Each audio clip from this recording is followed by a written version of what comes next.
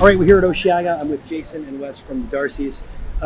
Okay, I will tell you how I discovered this band. Oh, okay. It was through an arts and crafts vinyl sale.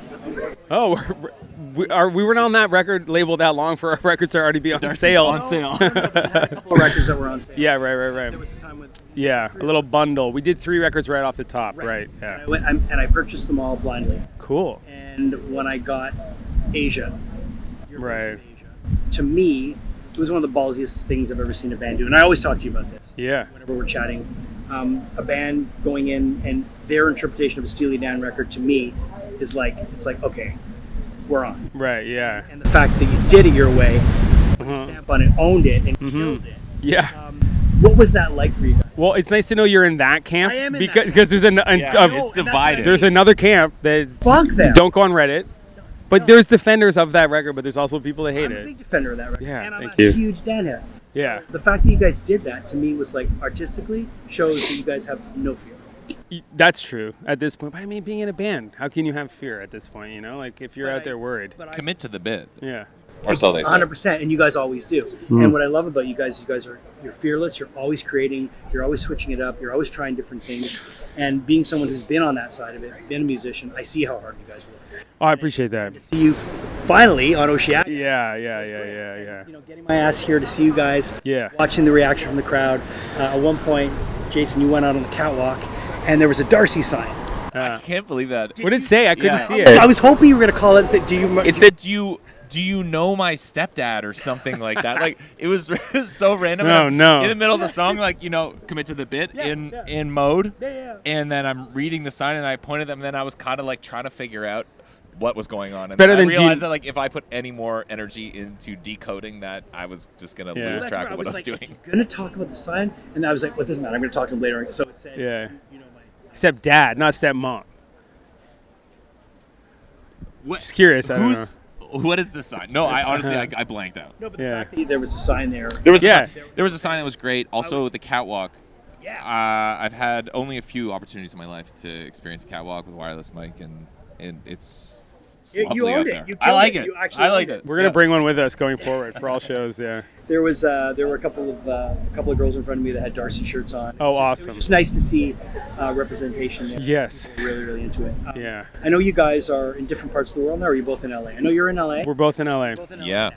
Okay. Yeah. So how's that move been? Do you find that it's improved things in a way in terms of like Yeah. creatively, in terms of professionally? We got really lucky. Thanks for not asking about the political climate of America. I'm not because Appreciate it. it's listen, stressful. The reason why I'm asking is because in 1999 I moved to LA. Oh, okay. When my band had every opportunity that had been like burned and bridges like trashed. And Yeah. there's nothing going on for us here anymore. We had to do that. Right. To LA, and within 6 months things happened. So I know how that city works for you. It's funny. Like we moved there about 5 years ago, and we don't live together, which everyone also asks. We live not far apart though, What part of the city? in Echo Park, Okay, which is a nice. great little It's a great park. pocket. You can walk it. Like coming from Toronto, it's nice. You can go to places, but we had always tried to succeed at Canadian radio, Yeah. and Oh yeah. we dug in and we just kept going and going, and it was fine.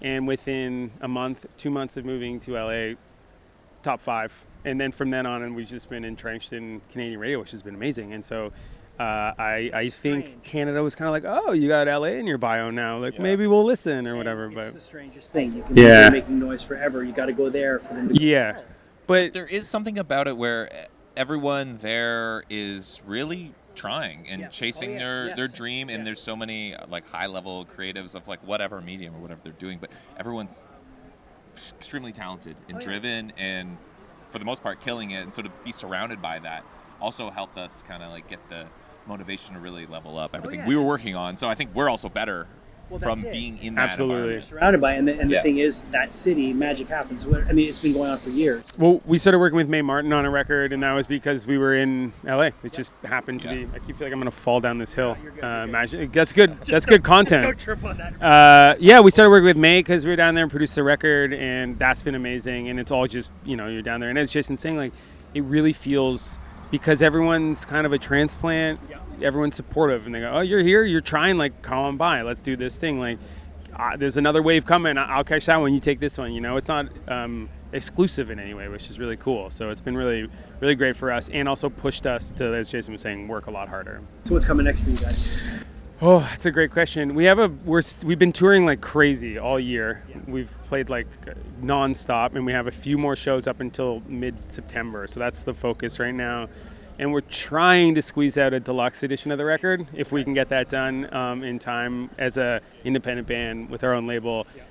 It's really great because you're nimble, but no one says there's a firm deadline because that's just us, and we're like, oh, I'll push it. Yeah, so you kind of have to be your own boss. Yeah, so we're working on that, but just with all these shows keep popping up like this and everything else, and so we're just trying to make sure that everyone gets a good show first and foremost, and then we'll go back in the record. But we've been so lucky. Rendering Feelings is like totally sold out everywhere, and so we just want to keep making it heard. So that's kind of the next step. Well, I'm glad I finally got to talk to you. I'm glad It's I awesome. finally got to see you guys live. Yeah. And I don't care what Reddit says. That fucking move to do that. Yeah. For me, set Steely the tone Dan is like forever. I'm gonna be a fan of this band because they're willing to take risks. I love that. And, I love and I've that. been following you since, so it's good. Amazing. Thanks for having us. Yeah, thank you. Fucking kicking ass, guys. Thanks, Jason. Yeah.